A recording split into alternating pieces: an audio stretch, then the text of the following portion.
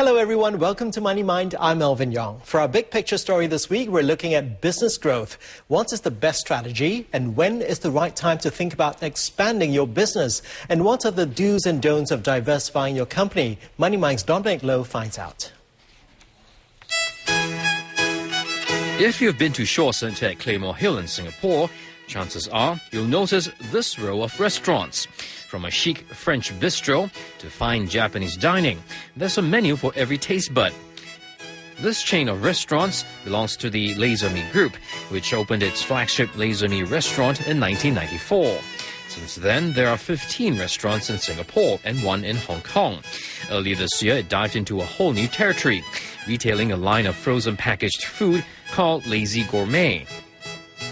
Well, the current Lazy Gourmet is actually the relaunch of a Lazy Gourmet that was started about 2003.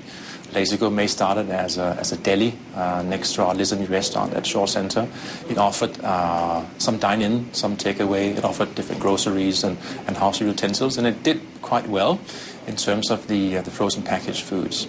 We saw that we had an opportunity with high-quality ready meals, but we saw also that the brand was not ready to go into retail. So, Lazy Gourmet went into a 5-year gestation period, which involved mainly refining its recipe and product packaging. By February 2009, it relaunched with 25 items on the menu, with soups, pasta sauces and main courses. So far, it's sold 10,000 packs. My goal is to sell 10,000 packs a month. Obviously, otherwise this business will be way too small for us. So if we, within the next 12 to 18 months, can reach about 10,000 packs a month, I think we've achieved the first obstacle we set ourselves. Laser Me's foray into retail is a classic textbook case of how companies can diversify its main core business. The prime reason would be that staying the same is often very dangerous in business settings, that one has to continually invent or grow or strengthen its core. But perhaps the most sound reason is, as I said earlier, staying the same is really falling behind. Companies that do not grow and do not think about growth, which is really the manifestation of innovation and ideas and reinvention, are in big trouble. Before joining the Singapore Management University as an associate professor, Dr. Adele de Mian was a corporate executive, spending nearly 20 years at 3M and retiring as vice president in charge of its healthcare software business. He says there are 8 ways to diversify a business. A company can branch out with a new product, modify a product, or enter a new market or geography. It can also create new capabilities, use a new channel into a market, or go for forward or backward integration. And Laser Me's new business arm exhibits quite a few aspects within the definition of business diversification. Apart from cooking up with new products, it's now working on new channels of distribution. And you'll find Lazy Gourmet sold at some 16 retail outlets such as Isetan, Cold Storage and Fair Price Finest. The company also takes online orders. And it's even launching a home delivery service with warm food delivered within an hour. I'm looking at more revenue streams. I'm looking at, can we have, for instance, supply a small chain of little bistros? Would make a lot of sense from a real estate point of view. You don't need a very big kitchen, you need very little staff and so on. Could we go out and look at new geographies, new markets, Hong Kong, Indonesia, Australia? We're looking at also supplying our products as an OEM to cafes and bars that may not have a big lunch or dinner business. We provide a plug-and-play solution. While it may be exciting times for the Lazy Gourmet ahead, experts caution against expanding and growing too quickly. A company trying to do more than 1, 2, or 3 of these in a given business cycle might be stretched in their ability to get their organization on board, to put the resources in place, and to effectively get their customers used to the idea that, in fact, they can use products or alternate approaches to the market like that. You have to come from a core of capability that the company has actually built competency in.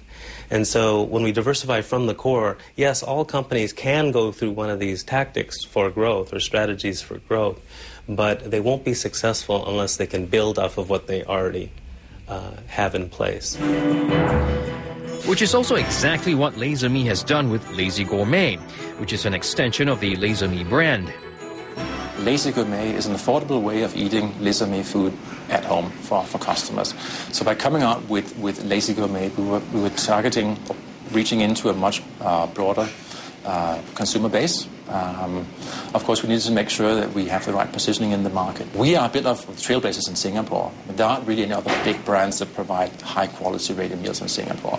So we're having both the opportunity, but also, of course, the burden of cutting out a niche in the market.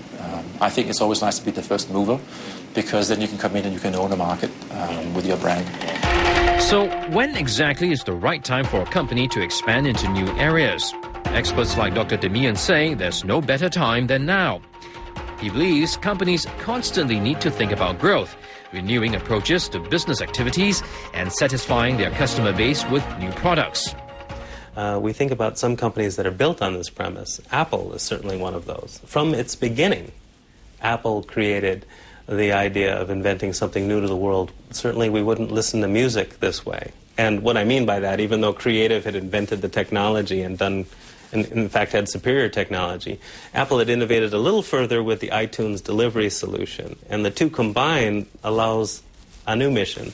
And then they continue on to the iPhone, a new way of dealing with interactive data and phones. Again, they didn't invent any one of these components, but pulled them together so that they were new products and new markets at different key times. And several companies have done that. And the same can be said of Lazy Gourmet.